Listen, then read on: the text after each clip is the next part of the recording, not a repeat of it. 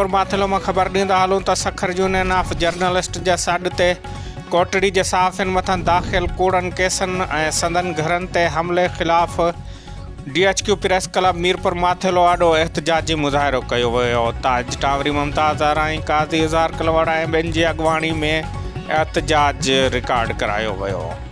उन्हनि मीडिया सां ॻाल्हाईंदे चयो त कोटड़ी जे सहाफ़ियुनि इस्माइल बारेजो, अज़ीम बारेजो ऐं ॿियनि जे घरनि ते बाअसर सरदारनि जे चवण ते हमिलो कयो वियो ऐं खेनि हिरासत करण लाइ कूड़ा केस दाख़िल कया विया आहिनि। अॻुवाणनि सिंध हुकूमत खां घुर कई त हमिलो कंदड़ खे गिरफ़्तार कयो वञे ऐं कूड़ा केस ख़तमु कया वञनि ऐं सहाफ़ियुनि खे तहफ़ुज़ ॾिनो वञे।